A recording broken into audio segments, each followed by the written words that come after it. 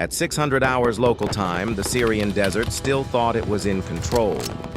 48 hours earlier, extremist fighters had launched a coordinated attack on U.S. forces stationed in the region. Rockets, indirect fire, calculated messaging. It was designed to test resolve, to probe, to see if Washington would blink. It didn't. By sunrise, the response wasn't political. It was airborne, F-15. Strike Eagles cut through the morning sky at altitude, engines humming with that unmistakable confidence that only comes from decades of combat refinement.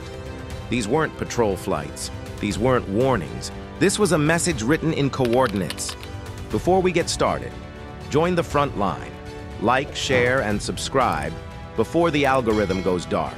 Because at 0647 local time, the first aircraft crossed into contested Syrian airspace.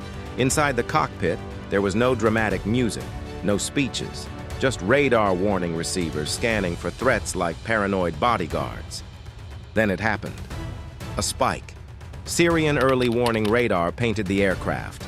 That radar feeds surface-to-air missile batteries, and missile batteries don't send invitations, they send metal. For 6 seconds, the cockpit was pure math. Distance, speed, angle. If that radar locked tighter, the sky would get crowded very fast. But the sweep passed. The aircraft held course, because this wasn't improvisation.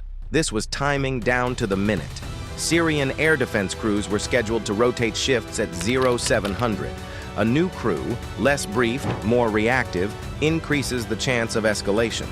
The mission window wasn't flexible. It was surgical. Below them, the desert looked empty.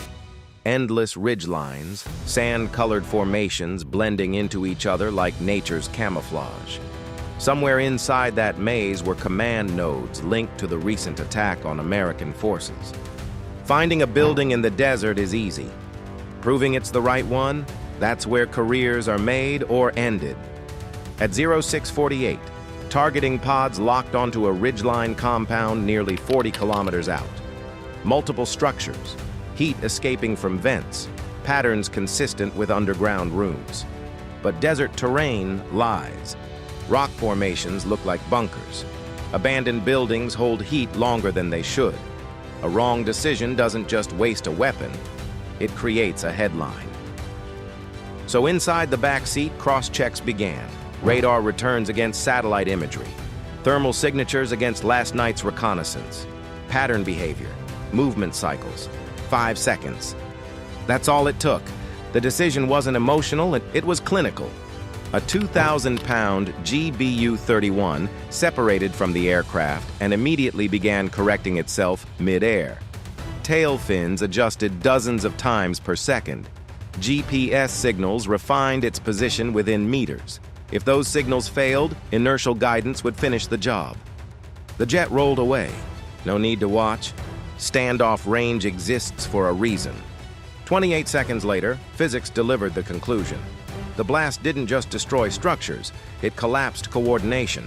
Overpressure tore through reinforced sections never designed to absorb that kind of violence. And there was no pause for applause. Because the target list wasn't one building, it was dozens. By 0800 local time, multiple aim points had been serviced. From altitude, the aftermath appeared as faint gray blooms in the infrared spectrum. But the operation was already encountering a complication. Half the remaining targets weren't sitting in open desert.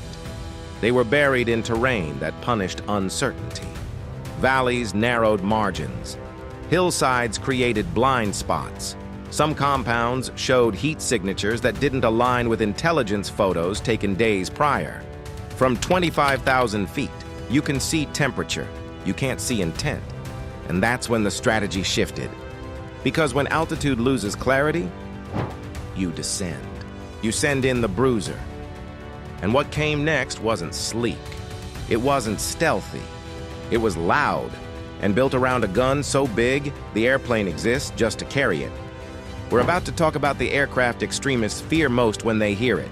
And trust me, if you've ever heard that sound, you don't forget it. See you on the other side. We have more payloads of geopolitics and military tactics around the world for you to watch and stay informed.